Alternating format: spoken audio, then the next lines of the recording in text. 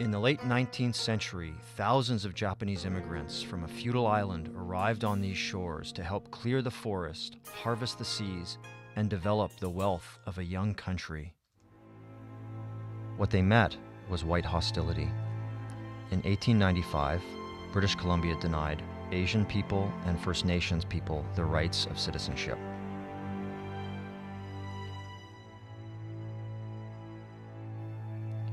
In 1900, Tommy Hama challenged this law. He won in the BC courts, but the province appealed to England's Privy Council and succeeded, preserving its power to deny their vote to Asians and First Nations.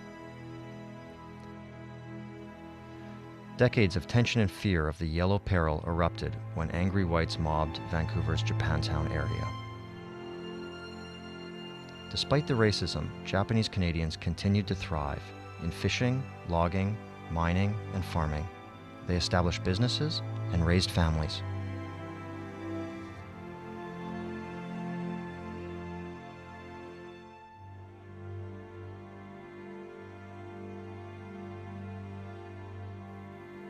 Canada declared war on Japan after the December 7, 1941 bombing of Pearl Harbor.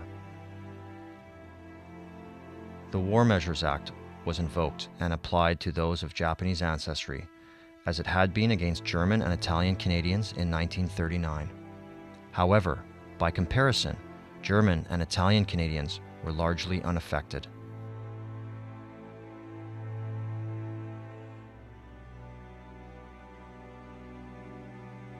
Those with Japanese ancestry were branded as enemy aliens, ordered to carry ID cards, be fingerprinted, and registered. BC wanted more. All levels of BC governments conspired to expel Japanese Canadians and expropriate their property from the protected area 100 miles inland from the coast.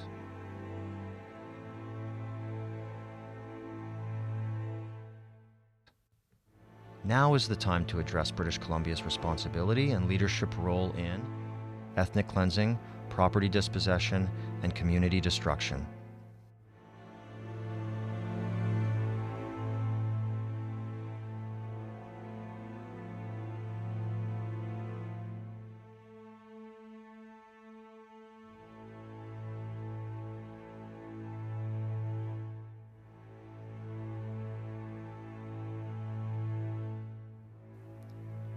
Some powerful forces spoke against the removal. The Army's Lieutenant Governor Ken Stewart reported, "I cannot see that they constitute the slightest menace to national security." RCMP Assistant Commissioner Frederick Meade agreed, "No fear of sabotage need be expected from the Japanese in Canada." The Prime Minister's Executive Assistant, Jack Pickersgill, confirmed, "I don't think that there was a member of cabinet who honestly believed that the Japanese were dangerous. It was a British Columbia problem." Initially, Ottawa resisted taking more extreme measures. Despite no evidence of a security risk, BC politicians began a concerted campaign to cleanse the province of Japanese Canadians. In January 1942, Premier John Hart appointed Cabinet Minister George Pearson to lead a BC delegation to Ottawa, where they joined forces with Federal Cabinet Minister Ian Mackenzie to demand the uprooting of all, including women and children. Responsible politicians were BC Federal MP Robert Mayhew, along with Ministers Royal Maitland and Harry Perry, CCF leader Harold Winch, and MLA Alan Neal.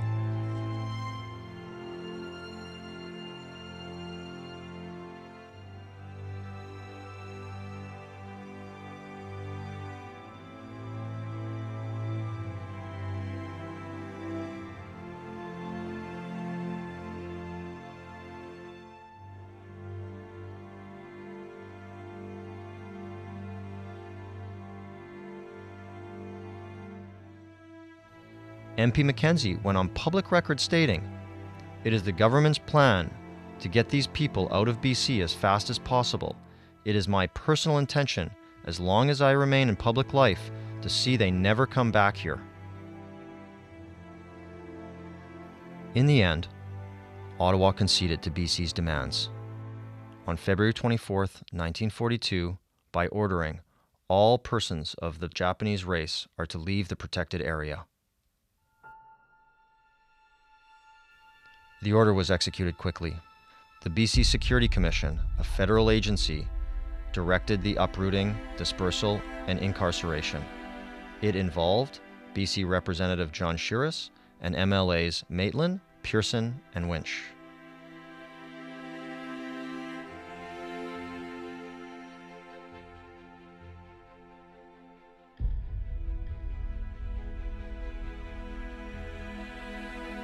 The camps were often erroneously referred to as internment camps. The Geneva Conventions state a country cannot intern its own nationals, only enemy foreigners.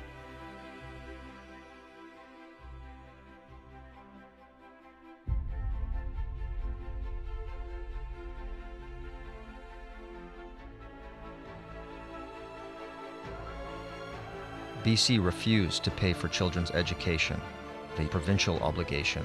The camps relied largely on religious groups and their own resources. More than 2,600 men in 24 labor camps along the Trans-Canada built roads in the interior.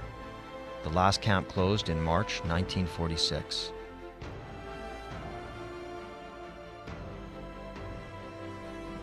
To hasten the removal of families from the province, the BC Security Commission advertised these laborers as both industrious and loyal. Resistors to the breakup of families were sent to a POW camp in Ontario. In 1943, George Collins, chair BC Security Commission, ordered, "These people will be dispersed across Canada in small groups and exiled from BC." In contrast, Japanese Americans were allowed to return to their homes and businesses before the end of the war. However, in 1945, Canada, at the urging of BC politicians, forced all Japanese Canadians to choose between moving east of the Rockies or being shipped to Japan. In the end, 13,000 people were sent east and 4,000 were exiled to Japan.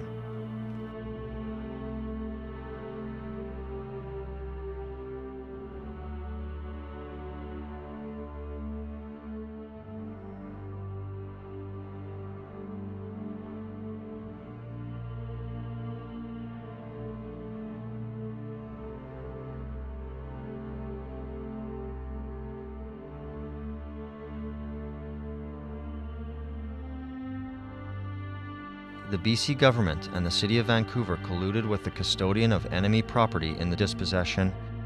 Vancouver City Council wanted to redevelop the Powell Street area.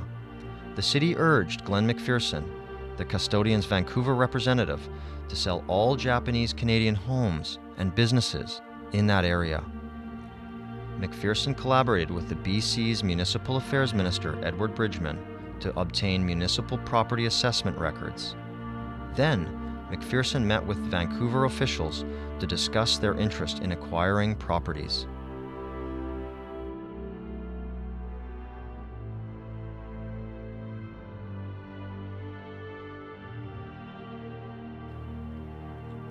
In January 1943, despite Ottawa's initial reluctance, Cabinet bowed to BC pressure and granted the custodian of enemy property the right to dispose of everything without Japanese Canadians' consent.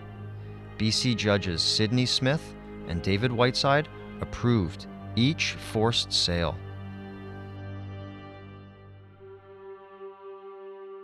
The proceeds from the sales paid for the incarceration, contrary to the Geneva Conventions. In the US, there was no seizure or sale of property.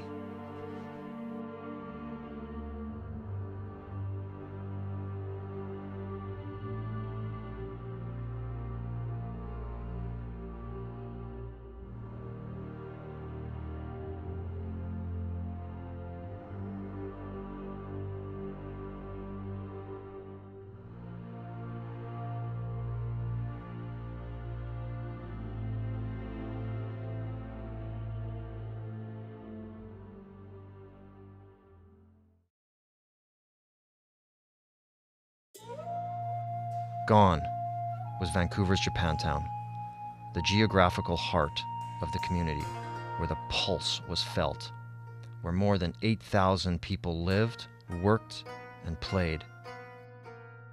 59 language schools in the province were closed. Education was disrupted. Vibrant business communities were wiped out. Future generations lost touch with their heritage, resulting in the loss of language and culture.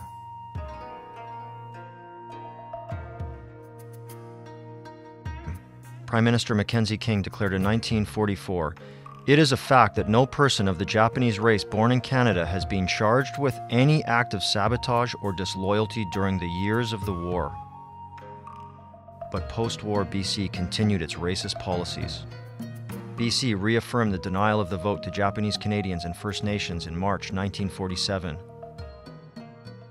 In 1948, BC's Premier Brian Johnson prevented Japanese Canadians from returning to the coast. BC agreed to pay half of the cost of their continued exile. In the same year, the province reimposed a 1902 ban that prevented Japanese Canadians from working as loggers on Crown lands. Slowly, the tide changed, and in April 1949, Japanese Canadians won the rights of citizenship through a national political campaign.